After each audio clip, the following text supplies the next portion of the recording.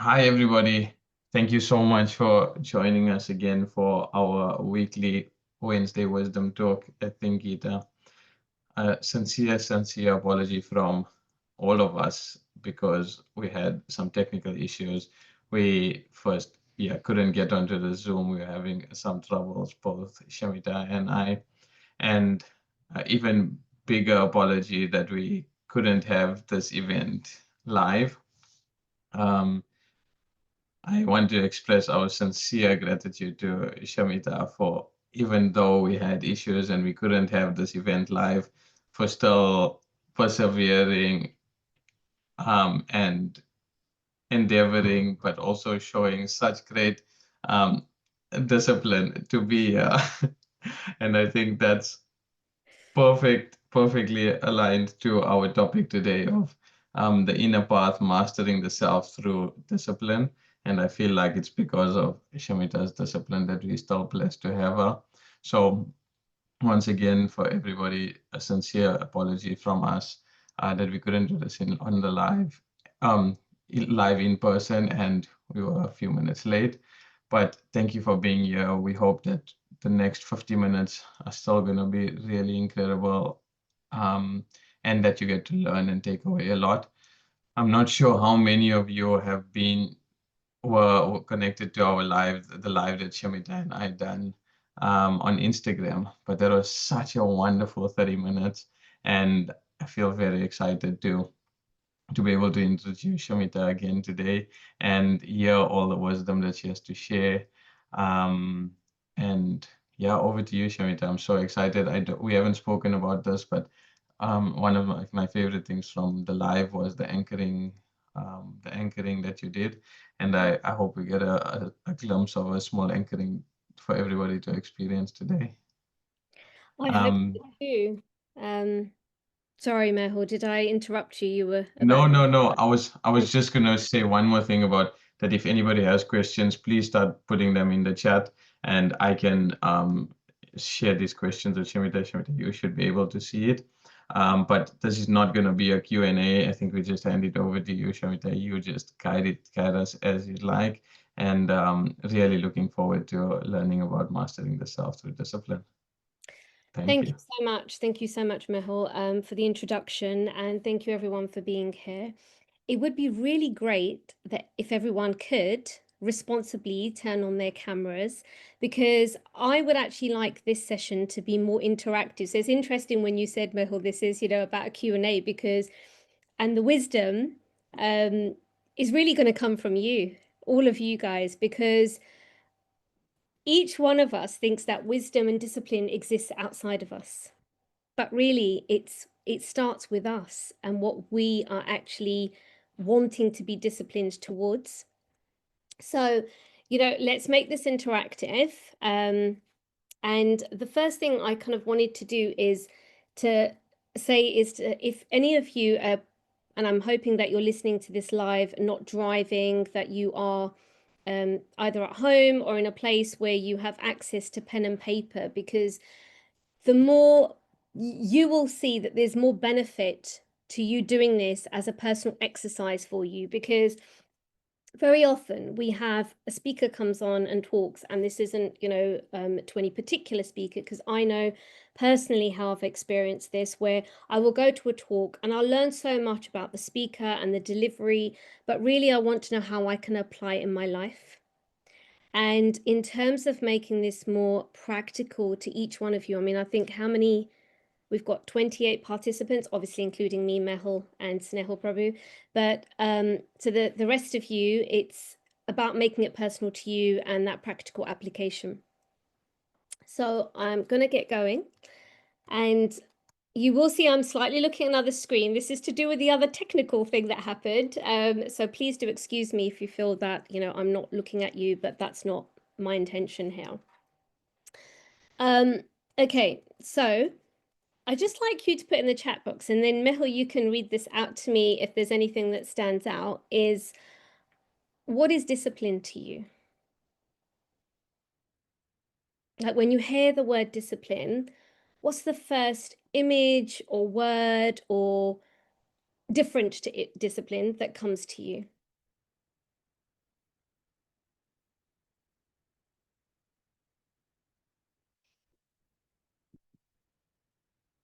commitment, consistency. Okay. Serious.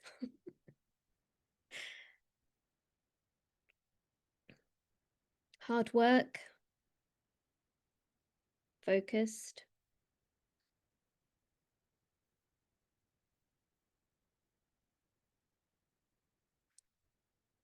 Feel free to keep sharing, guys. Self-control. Routine. Driven by purpose. I have to say I like that one. That's very much in alignment with this session. Responsibility.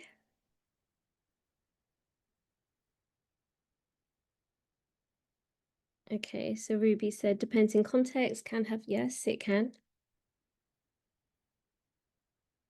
Okay. So what Ruby touched on there, and it was Ruby, I think, who said it could have a negative connotation. Absolutely right. Because a large majority of people, when they hear the word discipline, they look at it as something like punishment and rigidity. And discipline really isn't about that. Discipline is, I'm going to read a quote, and often these quotes are my own, so I'm not going to, unless I have used it from someone else, but it's things that I like to reflect on as I love to write, is most of us associate discipline with something rigid or heavy. So when someone said it's hard work, it's heavy to even say that. And there is such power in language. Because the moment you say something is hard work, or even responsibility for some people, those words can have such a burdensome effect on our mind, on our body, and then which delivers to our soul. And so if it's not rigid and if it's not heavy, can we use another word for discipline? And I'm not going to ask you all to put that in because that would take a bit of time. Is what if we were to say discipline's devotion?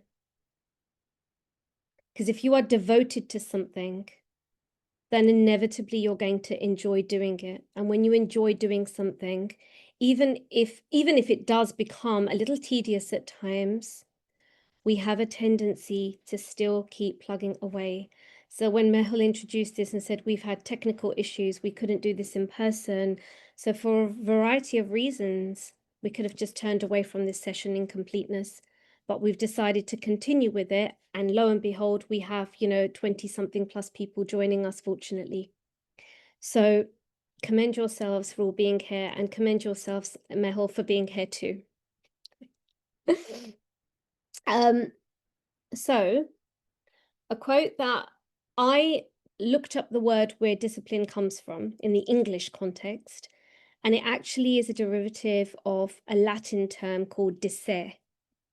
And discere means to learn. So it's not associated with force or pressure. It's actually about the love and the learning involved in doing something. So it's your devotion to what you truly value in life. But often what happens is we don't actually know what our values are, which is what we are going to cover today to align with our discipline and our devotion. Does anyone have any questions at this point? And it's okay if you don't. I'm not here to sit as a teacher in front of you. I want this to be interactive and enjoyable for all of you to learn something today, or at least to take something away with you today. I just ask a question. Sure.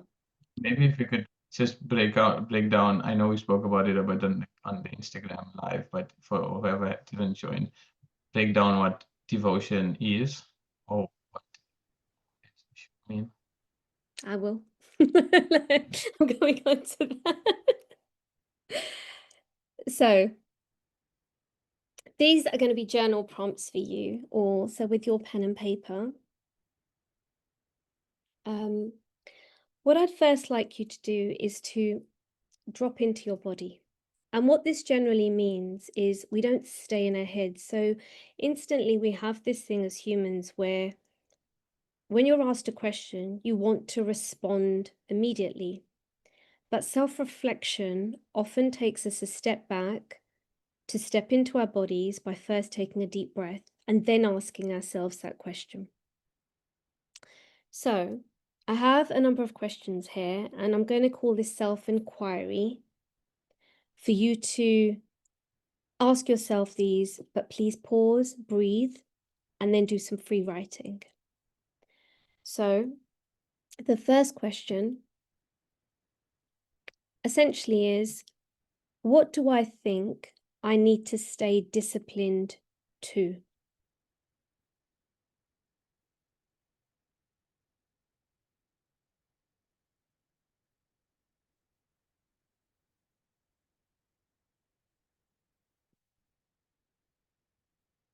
Thank you, Mehul.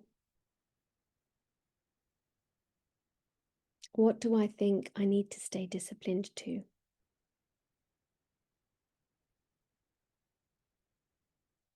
And for those that I can see on screen, if you could just give me like thumbs up so I know I can move on to the next question.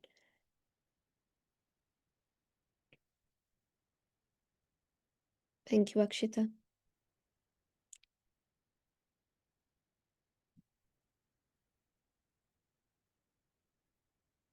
Thank you, Preeti. Okay. The next question is this belief or idea of me having to stay disciplined to whatever it is that you feel.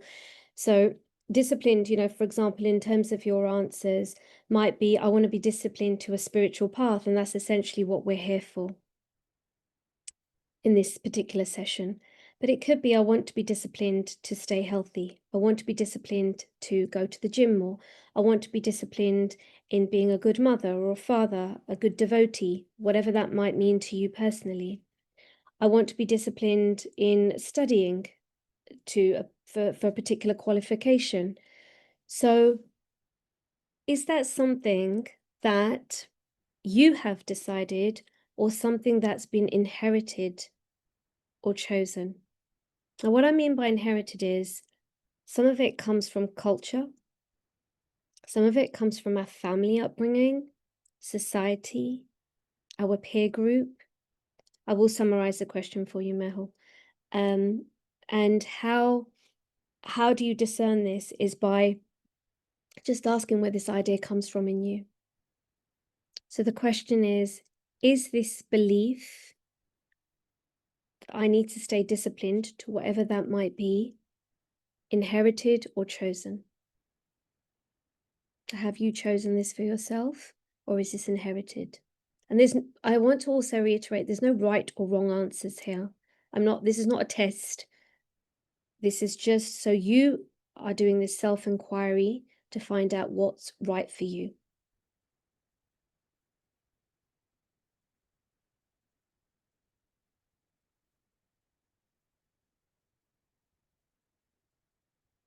Thank you, Preeti.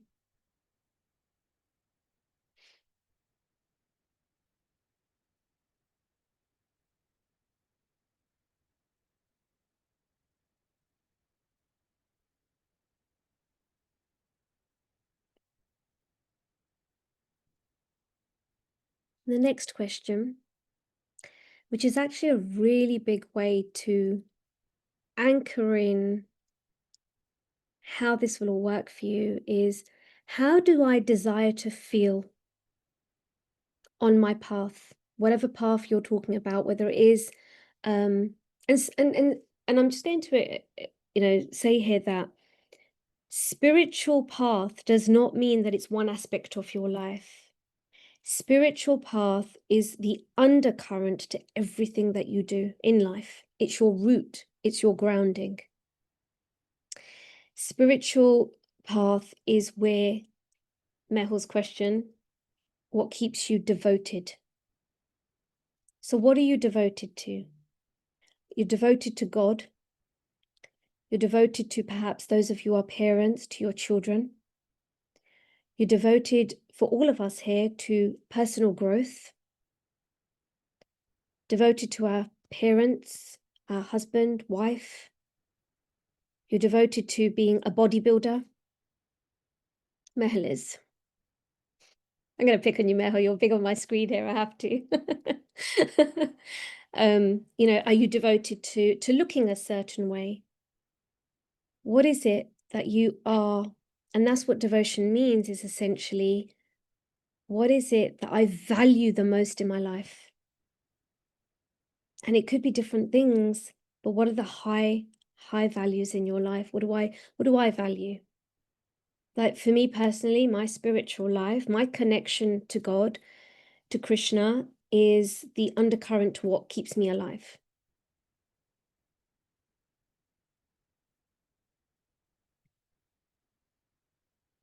And this doesn't necessarily mean it's attached to a material desire. That, you know, the feeling is when I have a, you know, a Lamborghini outside my house, I'm going to feel fulfilled. No, I want to feel fulfilled regardless in my life. So whatever is going on, can I anchor in that feeling of fulfillment?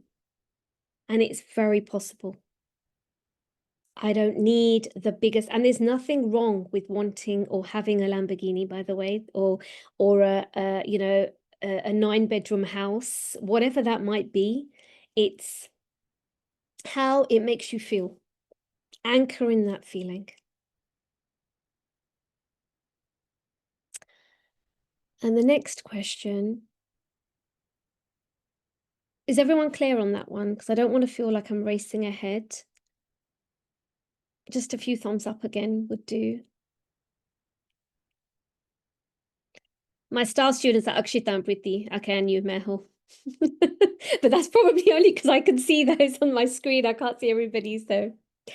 Okay, so the next question is, what is my why? And this is a really big question because we often do things without knowing why we're doing them. And when we don't know our why, we meander, we become directionless, we become bored. You know, Mehul and I spoke about this on the live, where if you're trying to live somebody else's life, inevitably it will not be suited to you. Mehul gave the example of Kesha Swami said about the exam, right? Where you could be sitting next to the brightest student in the class and copying their answers, but your exam paper is different to theirs. So everything you do is wrong. But you believe because they're the brightest student in the class, you're doing the right thing by copying them because inevitably you're going to get the right answer.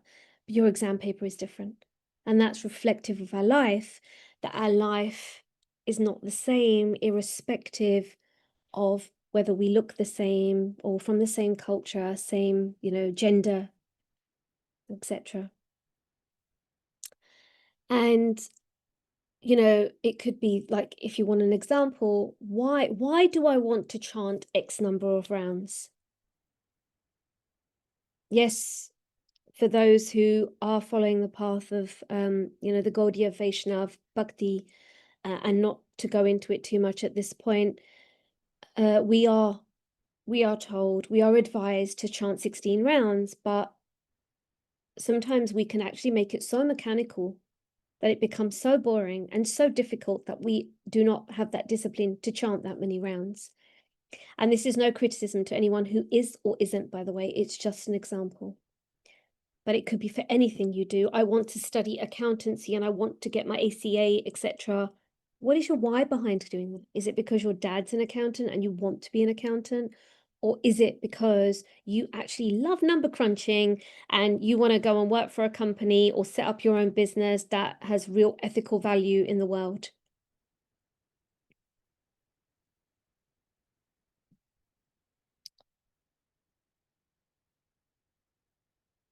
And these can be quite deep and reflective questions, but I feel in terms of understanding what discipline really is, it's really important to understand this about yourself.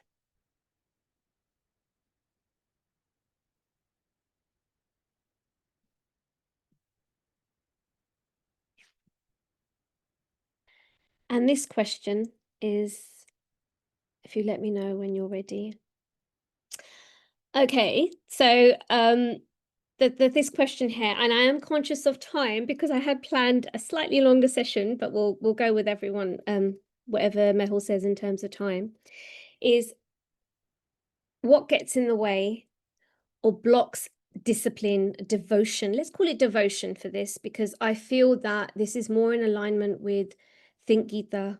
This is more in alignment with the spiritual path.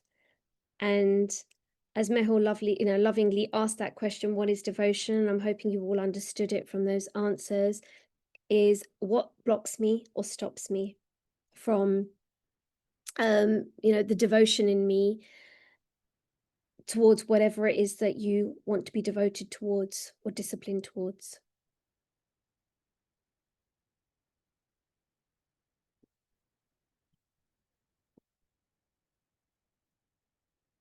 And please do take a deep breath as you're doing this, because the more the answers come from a very connected and integrated you, the more wholesome your answers will be.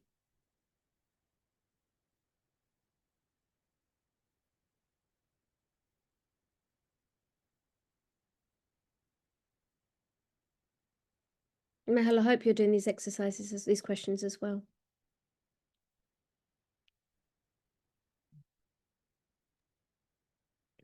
I am. I feel like I'm a slow thinker. I'm not going to have you say that about yourself. We're all different. And these are questions which I'd normally give a lot more time to. Unfortunately, or fortunately, is just, just conscious of the time we have here today.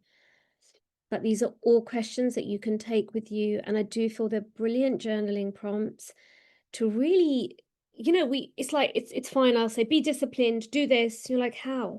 These questions will help you unpick.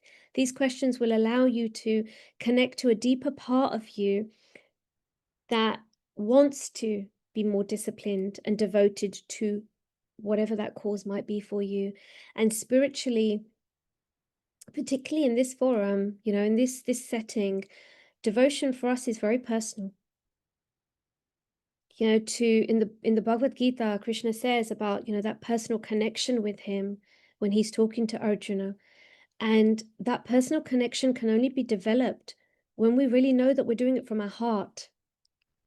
The Sanskrit word hriday, it's heart. It's deeper than just the organ heart. It's your chakra, it's your embodiment. It's where the soul is, and the super soul sits. But if I do what Mehul does and Mehul does what I do, it's not going to be deeply connected. Like even to our child, for any of you who have children or younger siblings, for example, you'll have different relationships with each of those siblings or each of those children. Regardless of being called mom or regardless of being called dad or brother or sister, you will have you'll have uniqueness in those relationships. And Krishna wants that uniqueness, because the more unique you are in your relationship, the better and more devoted you'll be in your service.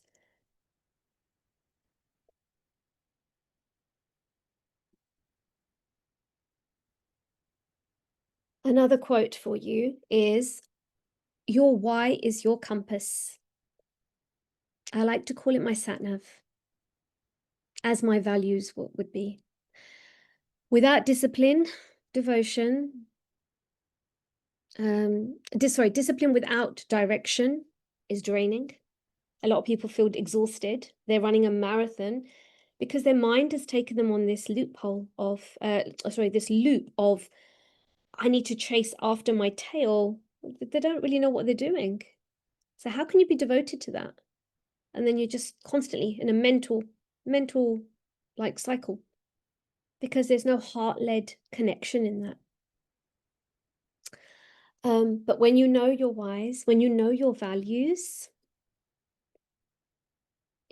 you become your devotion. You practice your devotion. So another few minutes on some more interaction with your lovely pen and paper is your values. Now, this is normally, if I was to do it as a coaching session, it's a couple of sessions, but we're going to try and do it in a few minutes, because knowing this is an anchor for you. Values. how do you choose to live your life by? So some examples, but there are many, are honesty, integrity, communication, authenticity. Discipline in itself is a value, or can be a value. I've said integrity. So yeah, what are your values that you live by?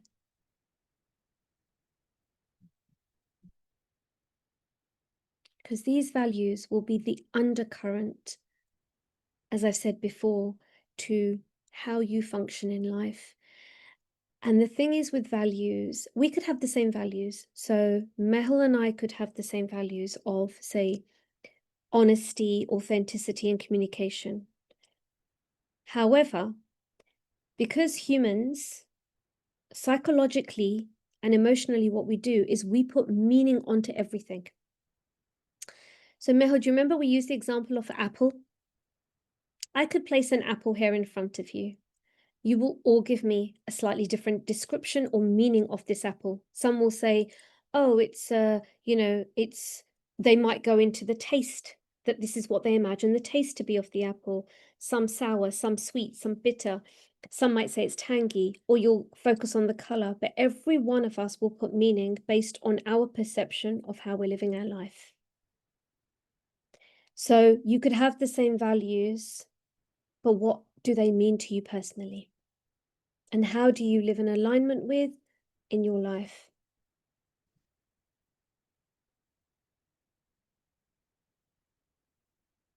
And values is also something, it isn't like, let's take honesty.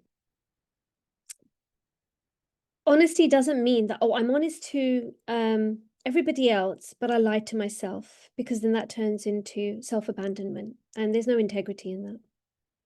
Or I lie to, I tell everyone the truth, I speak to my family truthfully, but actually, uh, and no criticism to estate agents, but I want to make that extra bonus on that sale of the property. So I'm going to tell them a little fib. Is there any integrity or honesty in that? And what happens is you feel in a conflict. So when people say, I feel a bit uncomfortable today, I'm like, really? So what have you done that's misaligned to how you, oh yeah, I did something and it wasn't really in alignment with how I feel. Right. And you know, and what happens often is we deny ourselves that truth. Therefore, we are not disciplined or devoted to our higher self, to the values that we want to live our life by. Therefore, how can we stay devoted to our spiritual integrity if we're actually not living in integrity and honesty with our values in life and other areas of our life? If anyone has any questions or comments on values, then please feel free to share.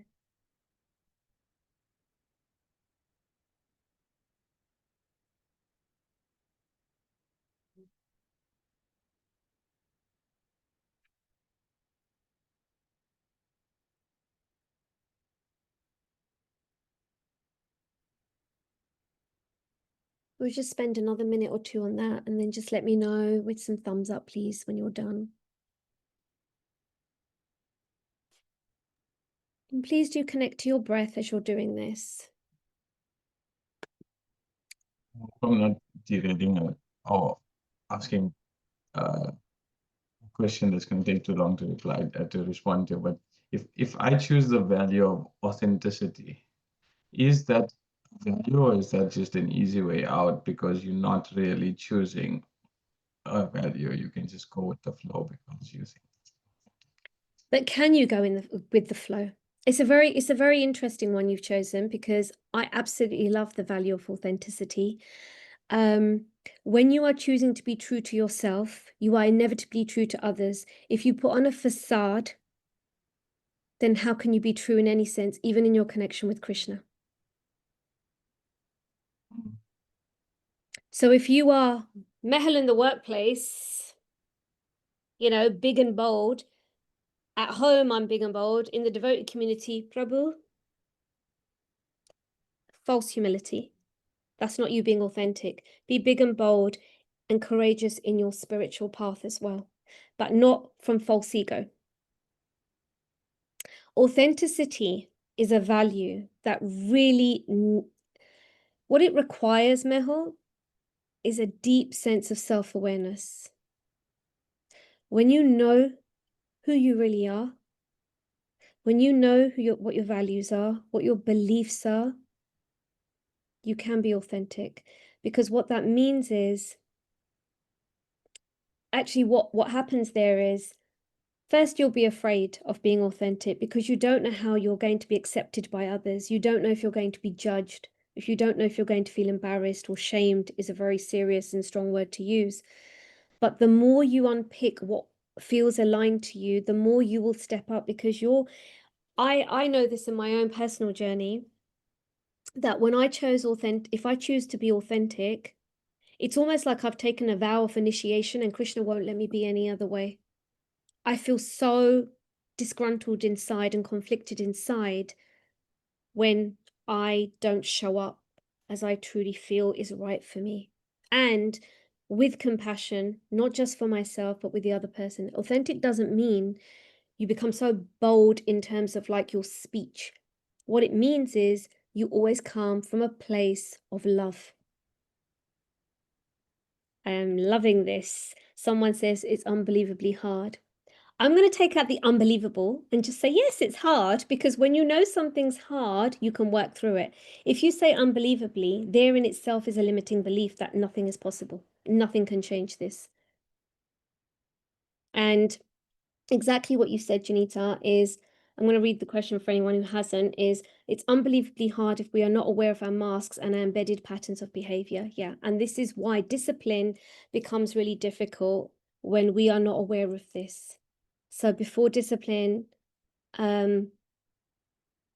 is actually to understand what our values are. See, we jump to the thing of discipline. So I loved when we put this title there, because we're like, discipline. It's like, hold on, let's peel it back a bit. What does discipline actually mean to me personally? What do I know about myself? And do I really want to be disciplined to this? Or is it because I've been asked to be disciplined to this?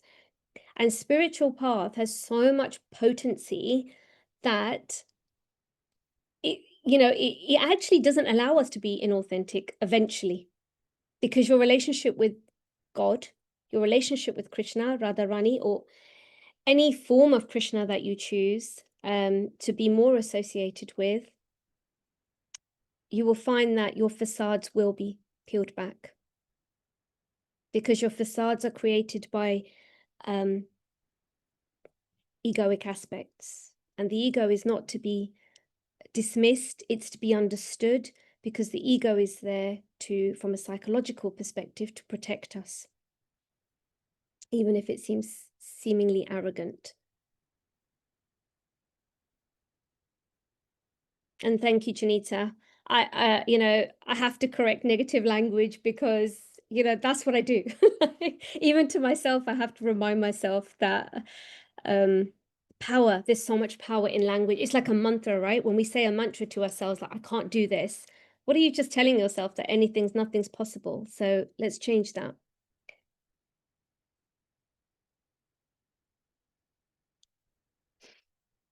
You're welcome, Vinthi.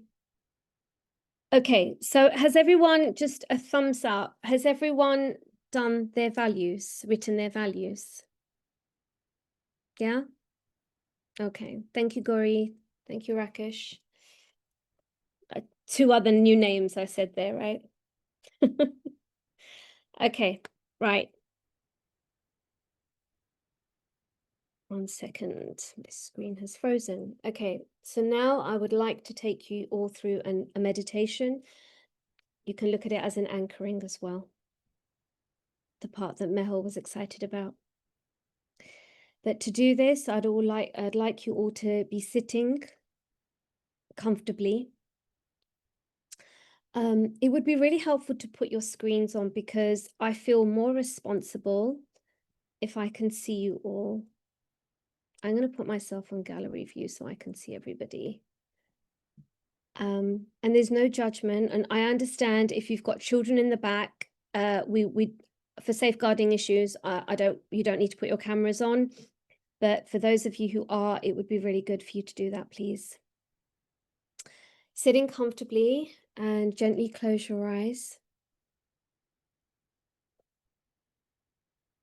And start to take in some deep breaths. In through your nose, allowing your breath to travel deeply into your body and gently out of your mouth.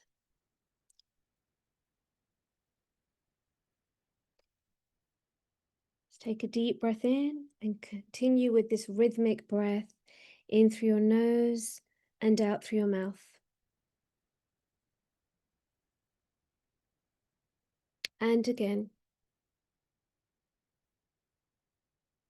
Allowing your breath to travel deep, deep into your body. Allowing you to relax your jaw, your shoulders, your chest, your arms, your abdomen. Allow your breath to travel deep, deep down into your legs, down to your feet. And just see your feet have roots. Your breath has formed roots that travel out from your feet down to the core of Mother Earth, where you are held in sacred, nourishing energy.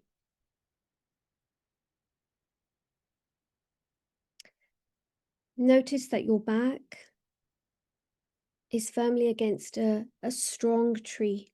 You're fully supported, you're fully looked after, and you're being fully nurtured and held. You're now being invited to meet a version of yourself who lives in spiritual alignment. Alignment to how you desire to feel.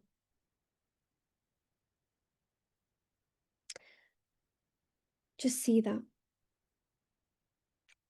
With that open invitation to meet yourself. This self is joyful, consistent, playful, and deeply rooted in their values. And it's okay if there's a little bit of doubt on what your values are, but know that this version of you will allow you to actually anchor in those values for yourself so that you can live in alignment.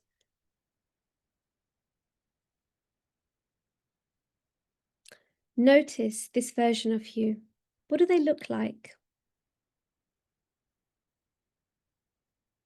What does their posture feel like? Notice, are they standing, sitting? Are they hunched? Are they straight? Just really pay attention to everything about them. How do they move through the world? With great integrity, great poise, great confidence, because they're aligned with their values. They know the true meaning and purpose of their life.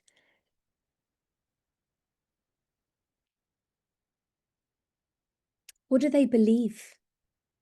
And you can really tap into their beliefs because the way they stand and personify their energy is how they show up in the world.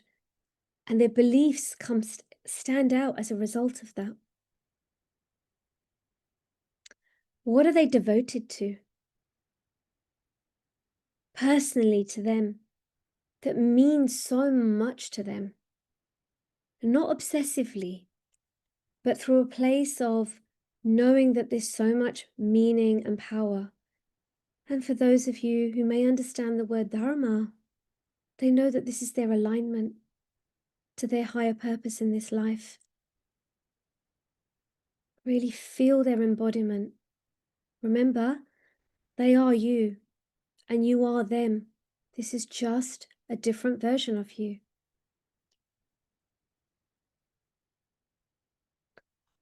Notice what is one thing that they do daily out of devotion to their cause. And I want you now to really feel this this self, this version of you in your own body right now. Perhaps you will feel some sensation in different parts of your body, in your solar plexus, your stomach, your heart space, your third eye, your head. Your crown may expand as a result of this. Does your throat feel different? Notice the sensation or any vibrations in your body. Maybe your hands are tingling. Maybe your feet feel so much more grounded than they ever have. This version is you. So you're feeling it in your body right now in this moment. Knowing that they're not far, they're within you. And you're simply in this moment remembering. Just as you continue to breathe and anchor in this version of you more within your body, just know that whether it's being a devoted mother, a leader, a seeker, you're all souls. Every single one of us is a spirit soul. And whatever we are devoted to is discipline. And in Sanskrit, it's bhakti. It's bhakti. And Krishna says in the Gita, perform your duty, perform your devotion without attachment to the outcomes. That is discipline, because we're often so attached to it. And yes, it can be difficult.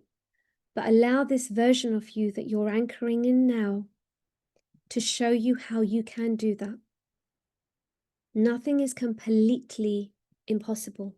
There's always possibility.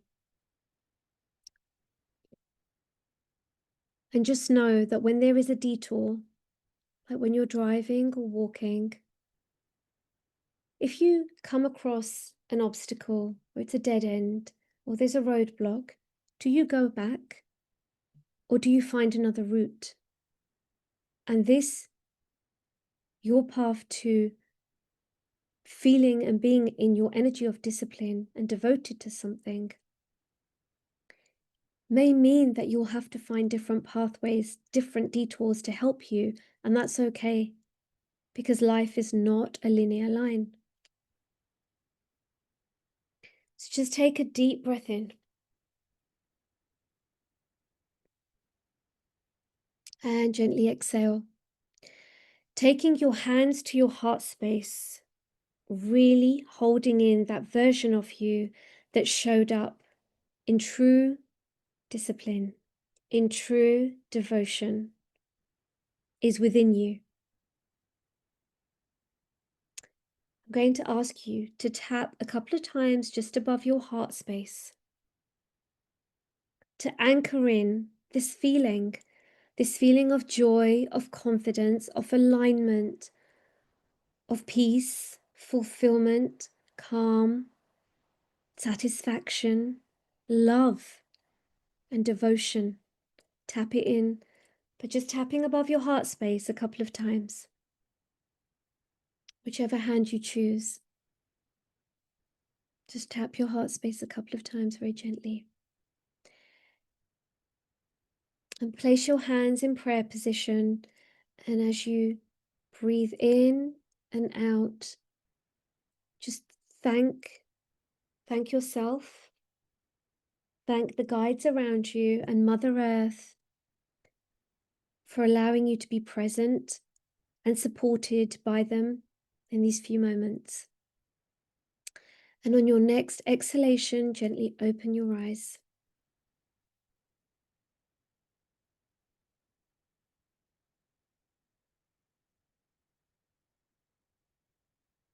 Can you all look around the room just to find a focal point and just let me know that you're okay?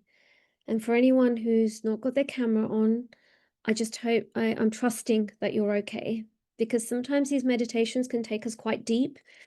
I just want to make sure that you're okay.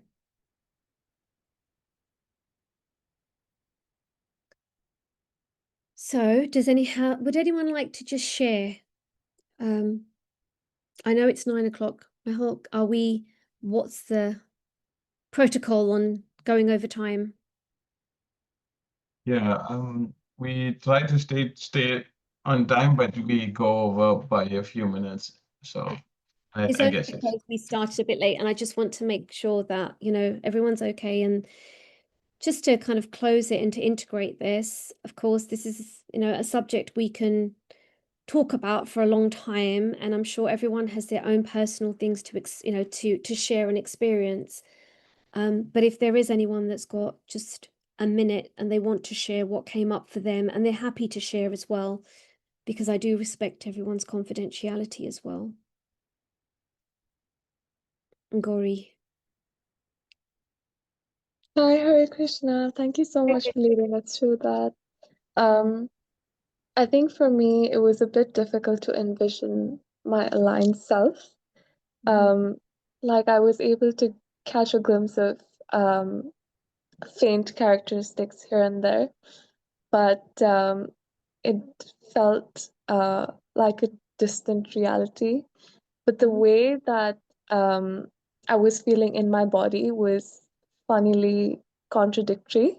Like I was feeling calm and I was feeling composed. So even though I wasn't able to visualize, I was able to feel that way. Um, yeah.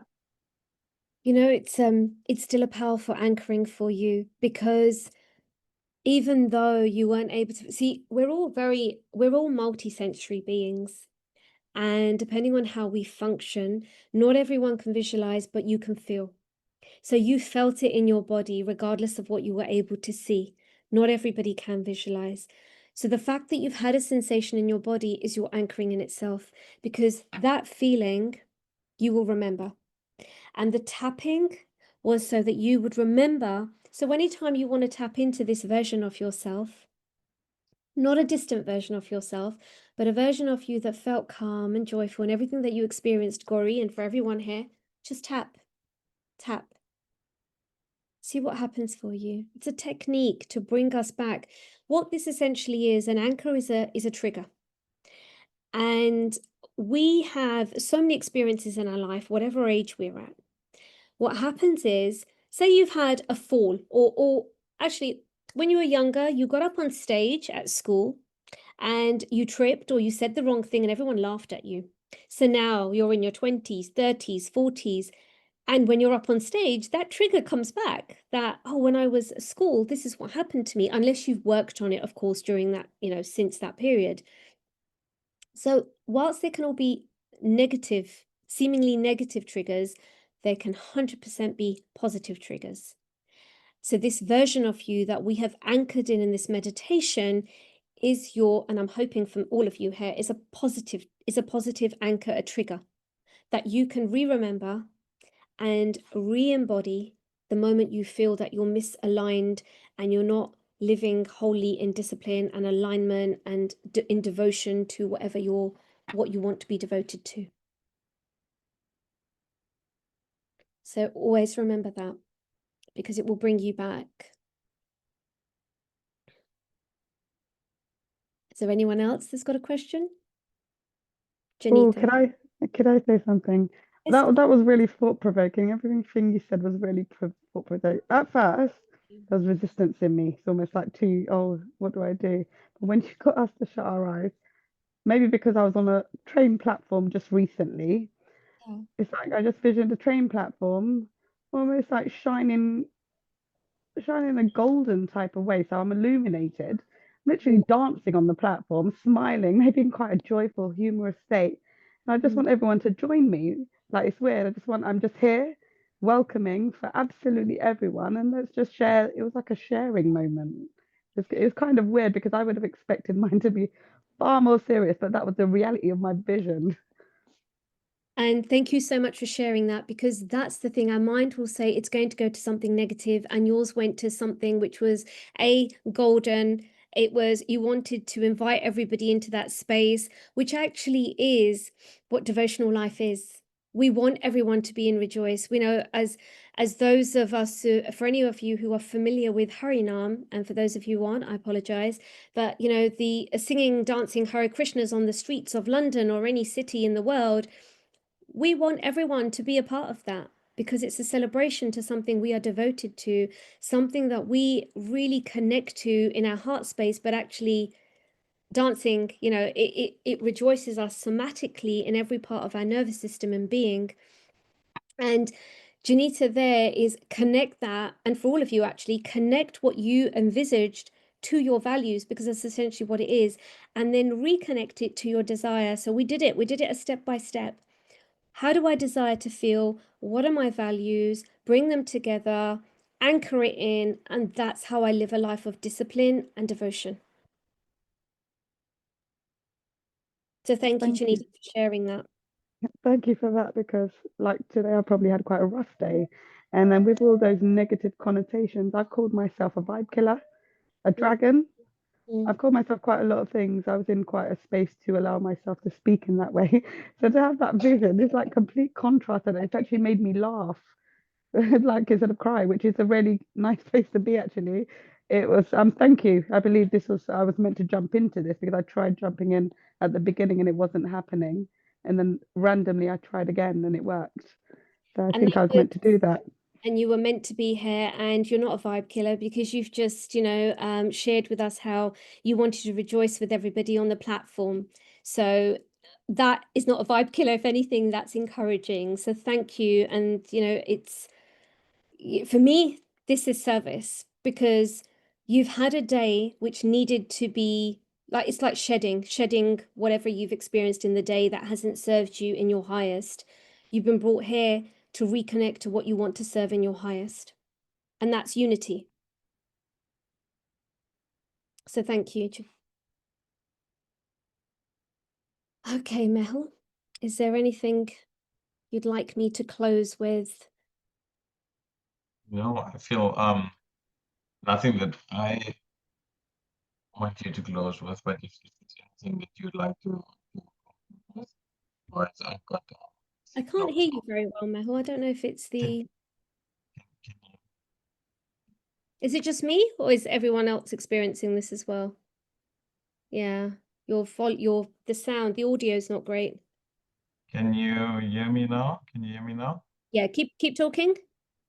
Can you hear me now? I can. Okay. Okay, perfect. Sorry, I don't know what happened there. But no, I said that I don't know if there's anything that you wanted to conclude with, but I've been making a few notes. Okay, come Like closer to your, I think it's your mic. Come closer to it. would you like me to share my conclusions, or would you like to conclude? I would love you to share your conclusions. So And that yeah, actually shows how this has gone. So let's go with that. okay. These are the few points that I noted that I'd like to take away and reflect on, at least for the next week until the next wisdom talk. But the first one is discipline is devotion, and just trying to understand and think about that more. The second one that I really enjoyed And is come closer to your mic. It's, the, yeah. the second one is spirituality is not a part of your life, but an anchor to every aspect of your life. Mhm. Just understanding that you're not spiritual when you're in a temple or at a certain time. It can be throughout the day, all the day, and it's actually what carries you. The third thing is thinking about my why more deeply and really resonating and understanding why I'm doing things. Another one I really loved was the more unique you are, the more devoted you will be to your service. Um, and that's like finding our own authentic path, which would then allow us to be our true selves, but also connect to something deeper and connect to the Lord in the way we were meant to, and not a generic way. The things we should. And then the last one was every time I get caught up, and I think it was Janita who said, issues, calling ourselves certain things. But anytime I get caught up in a space like that, I just need to tap. And when I tap, I get anchored. And hopefully that will not allow me to get carried away in my space. Yes, those are my conclusions. And I mean, you've summarized it really well, and I'm so glad to hear that you've taken those as, you know, they are your takeaways, and I'm hoping everybody on this call has also taken away something similar, but more aligned obviously to themselves.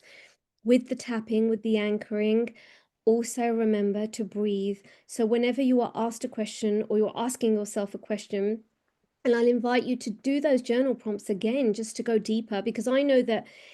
So when I've worked with coaches and mentors and they've asked me questions, sometimes I'll answer it, say this year, and the following year, because I've evolved or hopefully evolved and grown in some way, I could do them in a year's time, and they might be they might be different, and sometimes even more deeper. So Harsh, in terms of your question of what was your why, it will evolve.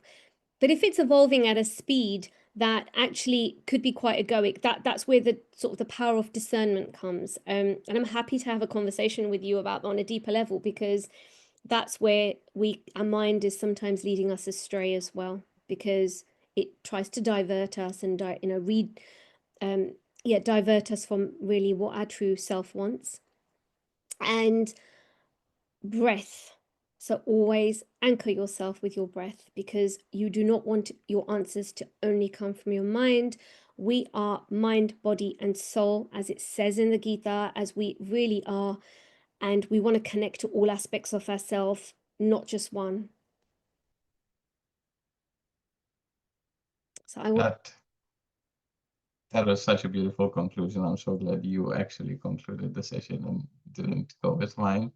But yeah, to everybody, thank you so much for joining this live, for being so interactive. For everybody who put your video on, we really appreciate it. It felt so much warmer to see so many really deep and introspective faces, but also so many smiley faces. To Shamita, thank you for making this happen. So sorry that we couldn't. Well, I'm more sorry for ourselves that we couldn't do this in person, but I'm so grateful that we were able to connect online this evening. And yeah, thank you everybody. Really appreciate it. And stay devoted. Yeah. All right. Thank you, everybody. Thank you, everybody. Thank you.